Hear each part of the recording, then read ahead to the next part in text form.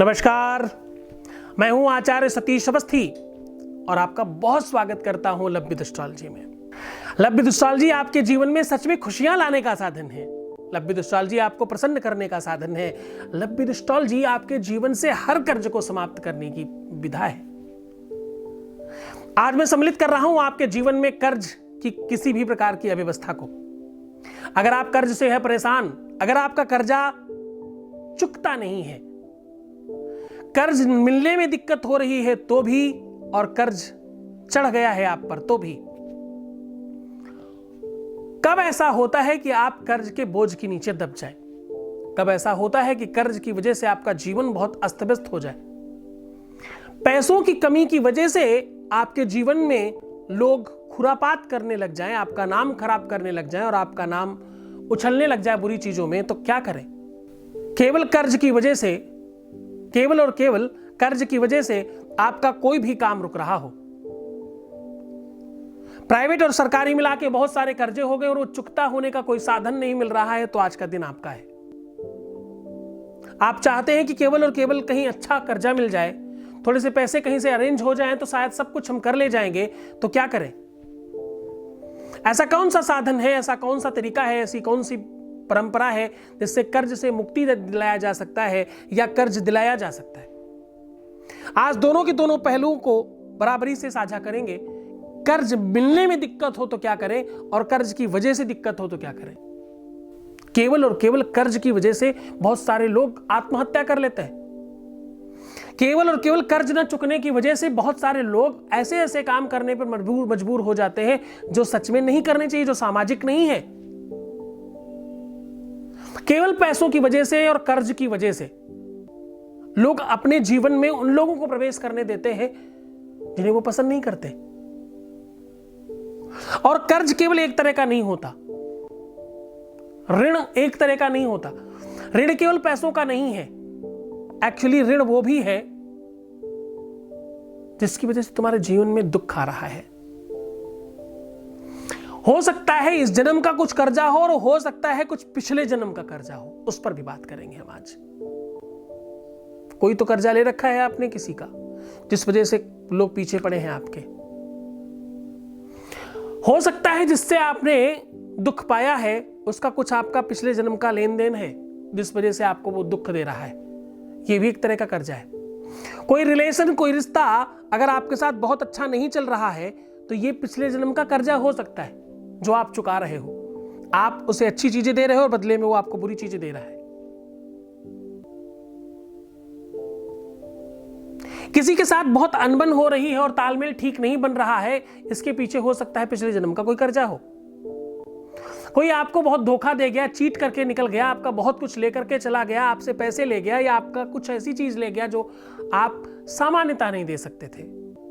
वो चाहे आबरू हो, चाहे पैसे हो, चाहे धन हो, चाहे संपत्ति हो, चाहे विश्वास हो, चाहे कोई भी चीज क्यों ना हो, कोई लेकर के चला गया और फिर नहीं मिल रहा, तो समझना कुछ कर्ज है कभी का। ऐसे सारे कर्जों को कैसे ठीक किया जा सकता है, फ्यूचर में ऐसा ना हो और जो भी गया है वो फिर से हमें हासिल हो सके और उससे हम बच सके। कोई खराब चीज हमारे लाइफ में ऐसी ना आने पाए। इन सब चीजों से बचने का आज सलूशन जान लीजिए। आज जान लीजिए कि ऐसा क्या करें कि ऐसी किसी भी कुचक्र में हम ना पड़े। चाहे कर्ज इस जन्म का हो, चाहे पिछले जन्म का हो, चाहे कर्ज किसी का लेन देन का हो, चाहे पैसों का कर्ज हो और चाहे कर्मों की कर्मावली का कर्ज हो। इन सब चीजों को कैसे ठीक कर सकते हैं, कैसे ठीक कर सकते हैं इन सारी की सारी स्थितियों और परिस्थितियों को? कभी कभी तो हमारे आसपास हमारे अपने माताजी, हमारे अपने पिताजी, हमारे अपने भाई, हमारी बहन, हमारा खास मित्र, यार, दोस्त, पति, पत्नी, गर्लफ्रेंड, बॉयफ्रेंड, किसी भी रिश्ते में ऐसा हो सकता है कि ऐसा लगता है जैसे कर्जा ले रखा है और चीजें ठीक नहीं हो पा रही। तो क्या करें? तो जान लीजिए वो सॉल्यूशन, जान लीजिए वो तरीका, वो ढंग, वो विधा, वो परंपरा कि ऐसा क्या करें जिससे आप इन कर्जों से मुक्ति पा सकते हैं। समस्याएं अनेक हैं, साधन एक है। ध्यान से समझिएगा।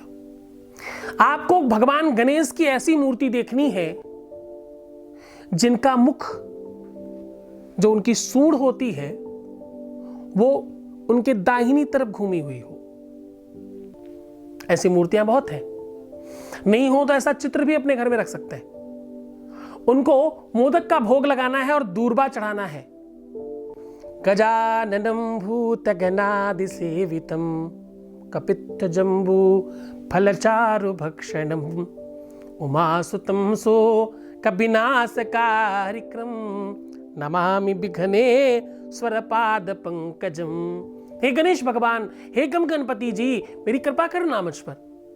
गम गणपतये नमः कह के दूर्बा चढ़ाएं। 108 बार से लेके 1008, छोटी छोटी ही सही, वो गट्ठर बनाना छोटे छोटे, 108 गट्ठर से लेकर 1008 तक चढ़ाए जा सकते हैं।